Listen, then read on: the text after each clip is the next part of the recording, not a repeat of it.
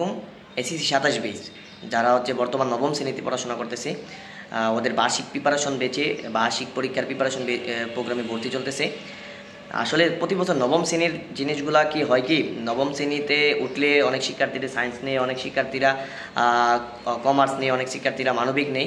সেক্ষেত্রে ওরা আসলে নবম শ্রেণীতে নতুন নতুন সায়েন্স নেওয়ার কারণে ওরা আসলে বুঝতে পারে না যে আসলে পড়াশোনাটা কীভাবে করতে হবে, সায়েন্সের বিষয়গুলো ওরা ধরতে পারে না।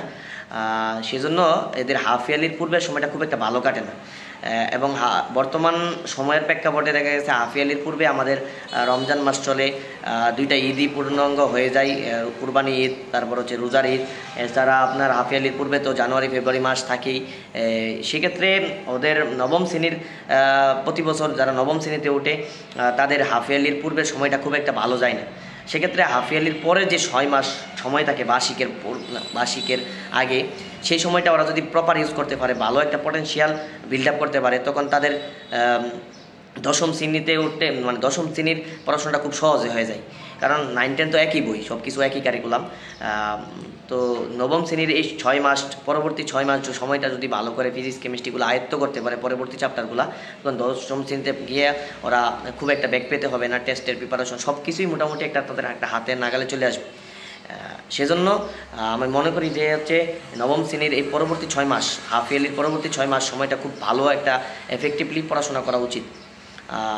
তো তাদের এই বার্ষিক পরীক্ষার প্রিপারেশন প্রোগ্রামে সায়েন্স গ্রুপের যারা আছে ওদের আমরা 4টা বিষয় ক্লাস করাই, physics, chemistry, higher math, biology. এই 4টা বেচে ওদের হচ্ছে ভর্তি চলতেছে বার্ষিক পরীক্ষার প্রিপারেশন প্রোগ্রামে। ওদের ক্লাস হচ্ছে সপ্তাহে 4 দিন আমাদের স্ফুরণ একাডেমিক কেয়ারে। রবি, মঙ্গল, বৃহস্পতি সকাল 7টা থেকে 8টা এবং শুক্রবার, শনিবার এই 2 দিন খুব গুরুত্বপূর্ণ, 2 ঘন্টা করে ক্লাস হয়। শুক্রবার, শনিবার হচ্ছে 10টা থেকে 12টা। তো আশা করছি এই বার্ষিক পরীক্ষার প্রিপারেশন প্রোগ্রামের যদি ওরা ভালো একটা এফেক্টিভ কোনো কিছু অর্জন করতে পারে, তো এই 6 মাস তারা যদি ভালো একটা কোনো কিছু অর্জন করতে পারে, পটেনশিয়াল অর্জন করতে পারে, দশম শ্রেণীর জন্য সহজ হয়ে যাবে। তো এছাড়াও স্ফুরণ একাডেমিক কেয়ারে 6, 7, 8, 9, 10 মানবিক ব্যবসা ওদেরও ক্লাস চলতেছে।